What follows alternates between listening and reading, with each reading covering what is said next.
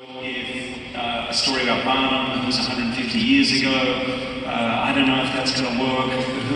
Who are these kids writing? They were kids, they were literally just out of college. Justin and Bench, who also wrote Dear Evan Hansen and other things, they're incredible. But our director, again, don't tell everybody this, but he told a little fib to the studio because they only wanted big names writing music. And they said, who's this Bench and Justin?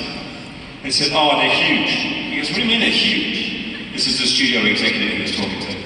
He goes, well, they just won a Tony Award. He goes, a Tony Award? What for? For James and the Giant Peach. And there's never been a Broadway production of James and the Giant Peach.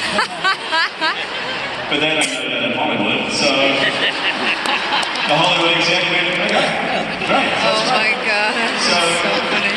When we got our green light for the movie 4 weeks before we started. So we were just going, we were just believing, we were just like, about a year before, and this is my wife again, who is always right. I was saying, I don't know if we're going to get this across the line, I don't know if we're going to get there. I'm worried about this, and I'm worried, I don't know if the studio believe in it, I'm worried about this, and she said, stop. You've either got to believe in this fully and make it happen, or you've got to step away. And I was like, oh. Yeah, wifey. So, I went to bed, turned on my doTERRA vaporizer, and I started visualizing the movie being a big hit and happening and changing people's lives, particularly kids' lives.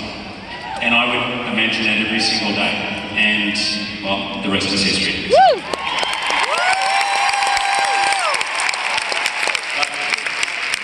There was a little moment of doubt. I don't know if you know this, but when the movie opened, we were, I believe, the second worst opening of any movie that opens on 3,000 screens or more. Except in Utah. And really, it just, you know, there was Jumanji, there was Star Wars, there was Pitch Perfect 3, anyway. And my wife said, it's going to happen, I feel it, don't worry. About 2 weeks later, our box office went up. Now in Hollywood, box office only goes down. Okay, opening weekend and down. We went up, and we ended up doing $500 million worldwide. And the album, 9 months later, is, I believe, as of last week, still #1 on iTunes. So,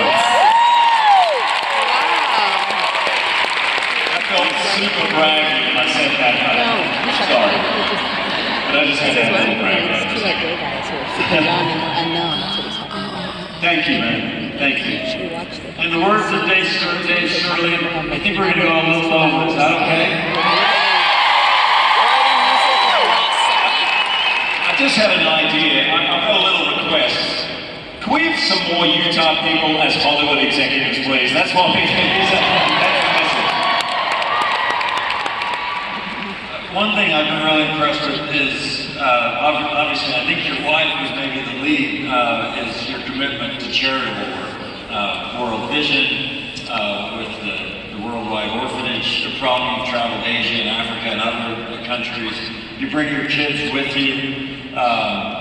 It changed our family's life when we brought them to Guatemala for our co-impact source. And my daughter Lucy made a video that still makes me cry. You can find it, Lovely Lucy Guatemala. Oh, but make sure you put Guatemala. If you just do Lovely Lucy, it is not good. Please.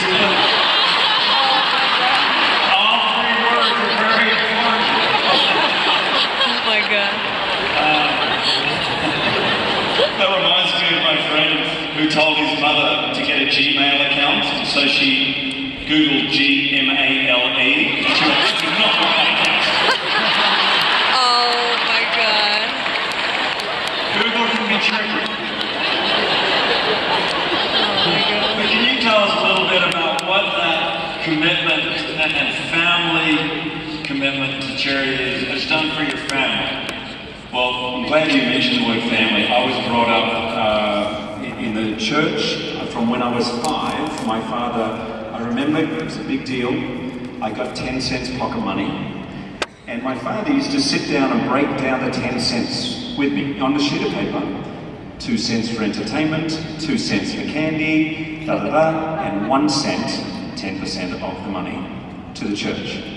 And so, as I got older, he said, and that's up to you, I would also encourage, on top of your 10%, I would encourage 10% back to the community or charity work. Both my parents always did charity work, volunteering. My father, when he retired, went and worked as an organisation executives overseas, so he was an accountant for startups in third world countries, just sharing his knowledge, and he did it for free. My mother still volunteers at the cafe, the Good Samaritan Cafe in England where she lives. So my point being, I grew up with it, it is natural to me. I think it should be natural to, and I think as parents we need to show that to our children, that we,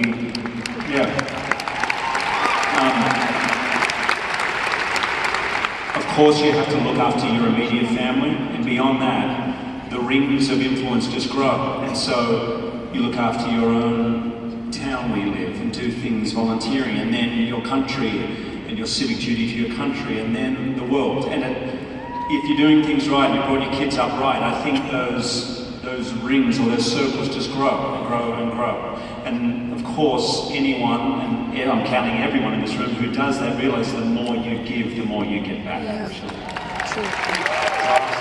Thank you so much. I've got to mention this. My background is politics, and in just about a month, a little over a month, The Front Runner is about to come out. I am more excited for this movie of yours than probably any in advance. It's about the failed presidential candidacy of Gary Hart, 1988. I remember everything about it very well. I was reading some articles yesterday and today. You've got, they're looking at you as an Oscar nominee, award winner potentially. Incredible reviews. Can you tell me quickly why you decided to be a failed U.S. presidential candidate? I don't think it matters if you're where you are in the world, where you live, or what side of the political fence you count yourself on. There seems an element today where people feel, how do we get to this public? I'm not just talking about America, you know. How do we get so divided? How do we get to this place? And this is a 3-week period of American history, which I didn't know much about growing up. But it weirdly, putting the lens under those 3 weeks, you see a huge turning point. A turning point in how presidential candidates were positioned in the press, their duty to public, and ultimately the movie is about the difference between what is interesting and what is important. And of course that is different for everybody, and the movie doesn't ever try to say what is important, but it's just trying to get us to stand back and go, what is really important and what flaws will I accept in my leaders? I can't wait. Please vote wherever you are, and please see that movie on election day. I know they're watching in Utah, I know that. Well, we will beat California again, I think. I have 2 just kind of final personal requests. I'm up here, what can you do? One, I kind of wanted to be in a movie with you, but would you just do one script with me? Very short. Logan, when they come out, does it hurt? Every time.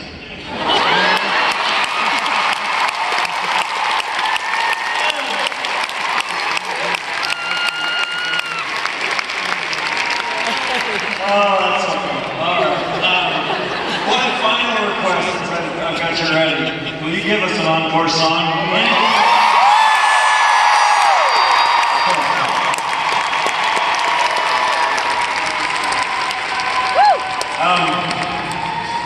I would love to give you an encore song. And you can sit down this one. You can sit down if you want. It's fine. Or stand, it's up to you. Did anybody... yeah, by the way, do you mind giving it up for my musical director, Patrick Baglione?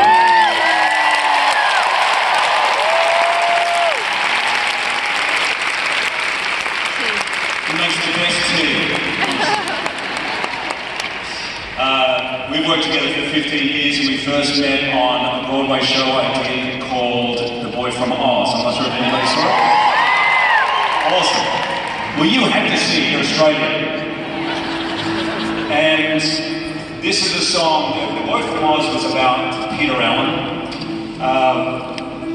You may remember him, he wrote a lot of songs, When You Get Caught, Twin Moon in New York City, which he won the Oscar for, I Go to Rio, lots of big hits, but he wrote this song originally for Anne Margaret. When Anne Margaret had a bad car accident and she decided to go on a farewell tour, she asked Peter to write a song that she would always sing at the end. And Peter, he said, I will write you that song, but do me a favour.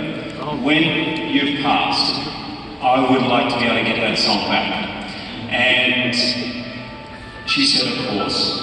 And when I sang the song, playing Peter Allen, I thought, now that Peter's gone, I didn't get to ask him, but I hope you don't mind, Peter.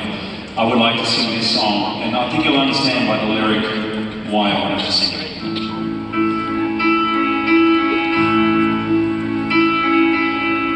Once before I go,